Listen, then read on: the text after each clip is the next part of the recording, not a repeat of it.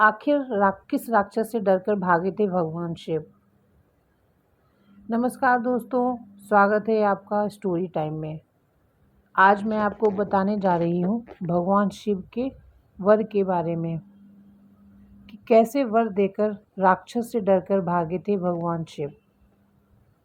भगवान शिव के आसानी से प्रसन्न होने और वरदान देने की दर्जनों कहानियाँ सुनाई जाती हैं।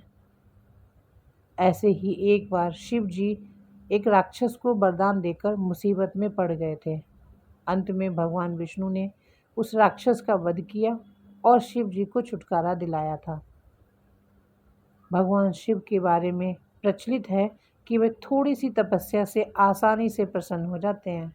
हालांकि कई ऐसे उदाहरण भी हैं जब किसी ने बड़ा वरदान पाने के लिए उनकी कठिन तपस्या भी की है। जैसे लंकाधिपति रावण ने भी अमृत्यु का वरदान पाने के लिए भगवान शिव को अपने 10 सिर चढ़ा दिए थे। भगवान शिव से जुड़ी ऐसी ही एक और कहानी है जिसमें एक राक्षस ने शिव जी की घोर तपस्या कर उन्हें प्रसन्न किया था। हालांकि वरदान देकर भगवान शिव खुद ही मुसीबत में फंस गए थे। बाद में भगवान विष्णु ने उन्हें इस मुसीबत से छुटकारा दिलाया था। कहानी के मुताबिक एक बार महर्षि नारद धरती पर घूम रहे थे। रास्ते में उन्हें भस्मासुर नाम का राक्षस मिला। नारद मुनि को देखते ही उसने कहा कि मैं आपसे कुछ सलाह लेना चाहता हूँ। आप मुझे बताइए कि ब्रह्मा, विष्णु और महेश में कौन से देवता जल्दी प्रसन्न हो जाते हैं। महर्षि नारद ने बहुत सोचने के बाद कहा कि वैसे तो तुम तीनों में से किसी की भी तपस्या कर सकते हो, लेकिन ब्रह्मा और विष्णु जल्दी प्रसन्न नहीं होते। उनके लिए बहुत वर्षों तक कठिन तपस्या करनी पड़ती है। ये भी हो सकता है कि तुम्हारी आयु पूरी हो जाए लेकिन तपस्या पूरी ना हो। भगवान शंकर थोड़ी आराधना से ही प्रसन्न हो जाते हैं। वे अपने भक्त की इच्छा पूरी करने के लिए सोच विचार नहीं करते। भस्मासुर ने भगवान शंकर की आराधना करने का फैसला किया और हिमालय के केदार क्षेत्र में जाकर आराधना करने लगा। यज्ञ, जप, तप, ध्यान सब प्रकार से वह पूजा पाठ करने लगा। कुछ दिनों के बाद उसने सोचा कि मैं शरीर और प्राण को ही भगवान शिव को अर्पित कर दूंगा। ऐसा सोचकर वह अपने शरीर का मांस काट काट कर यज्ञ कुंड में डालने लगा, लेकिन भगवान शिव प्रसन्न नहीं हुए। परेशान होकर एक दिन उसने अपना शीश काटकर भगवान शिव को अर्पित करने का फैसला किया। स्नान ध्यान कर जैसे ही उसने खड़ग उठाकर अपना शीश काटना चाहा कि भगवान शंकर प्रकट होकर बोले, बस करो, तुम्हारी तपस्या पूरी हुई, मैं तुम पर प्रसन्न हूँ, वर मांगो। भस्मासुर हाथ जोड़कर भगवान शिव से बोला, आप मुझे वर दीजिए कि मैं जिस प्राणी के सर पर हाथ रख दूं उसकी तुरंत मृत्यु हो जाए। शिव जी भस्मासुर की ये मांग सुनकर चिंता में पड़ गए, लेकिन वरदान नहीं देने पर देव मर्यादा का उल्लंघन हो रहा था। शिव जी भस्मासुर से बोले कि तुम्हारी तपस्या व्यर्थ नहीं जाएगी। तुमने मुश्किल वरदान की कामना से तपस्या की थी, इसलिए तुम्हें तपस्या भी कठिन करनी पड़ी। जाओ, जैसा वर चाहते हो वैसा ही मिलेगा। वरदान पाते ही भस्मासुर की आसुरी वृत्ति जाग गई। उसने कहा कि प्रभु, आपका ये वरदान सत्य है या नहीं, इसकी परीक्षा लेना चाहता हूँ। इसलिए पहले आपके सिर पर ही हाथ रखकर देखता हूँ कि इस वर में कितनी सत्यता है। भगवान शंकर ने सोचा कि ये राक्षस कुछ नहीं सुनेगा। जब भस्मासुर शिव जी के सिर पर हाथ रखने के लिए आगे बढ़ा तो वहाँ से भगवान भागने लगे। इस पर भस्मासुर का क्रोध बढ़ गया। वह पीछा करते हुए चिल्लाया कि महर्षि नारद की तरह आपने भी मुझसे छल किया है। वरदान की परीक्षा से डरकर क्यों भाग रहे हैं? शिव जी भूमंडल छोड़कर देवलोक तक भागते रहे और भस्मासुर भी उनका पीछा करता रहा। अंत में भगवान शिव विष्णु लोक पहुँचे और विष्णु जी को अपनी परेशानी बताई।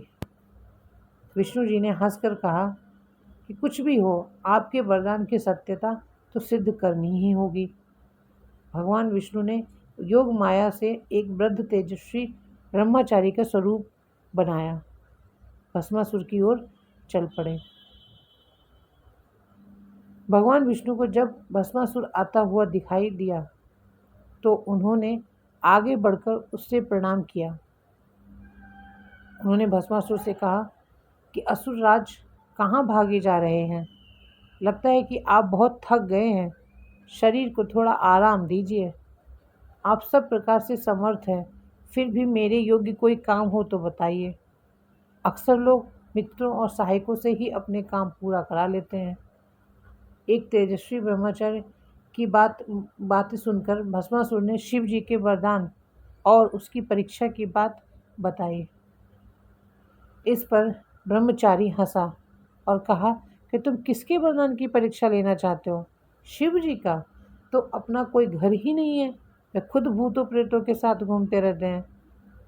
वे भला किसी को क्या वर देंगे? वर देने वाले तो ब्रह्मा और विष्णु हैं।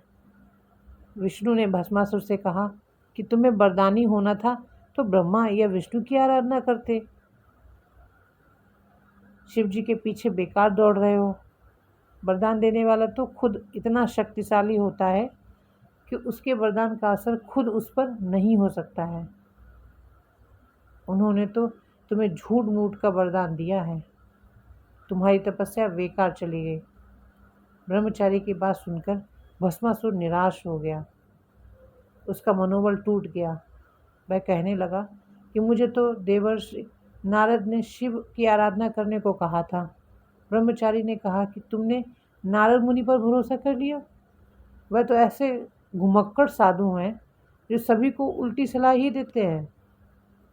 अगर तुम्हें मेरी बात पर भरोसा नहीं हो तो अपने सिर पर हाथ रखकर देख लो कि कैसे शिव ने तुम्हें झूठा वर देकर बहकाया है। भस्मासुर का मनोबल पूरी तरह से टूट चुका था। उसे ब्रह्मचारी की बात पर भरोसा हो गया कि शिवजी ने भी उसके साथ छल कर झूठा वरदान दिया है। उसका विवेक नष्ट हो गया। उसने वरदान की सत्यता का परीक्षण करने के लिए अपना हाथ अपने ही सर पर रख दिया। सिर पर हाथ रखते ही भयंकर अग्नि पुंज प्रकट हुआ और भस्मासुर उसमें भस्म हो गया। भगवान शिव, विष्णु और भस्मासुर की इस कहानी में जीवन का अहम सार छुपा है।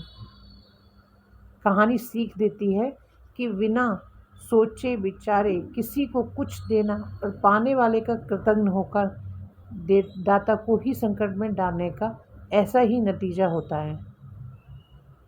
कृतज्ञता के उन्माद में बुद्धि विवेक कष्ट और हो जाता है, नष्ट हो जाता है और उपलब्धि की ही विनाश का कारण बन जाती है। उम्मीद है आपको ये कहानी पसंद आई होगी।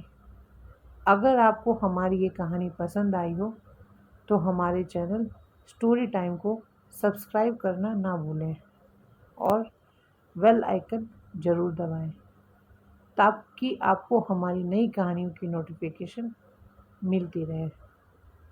धन्यवाद।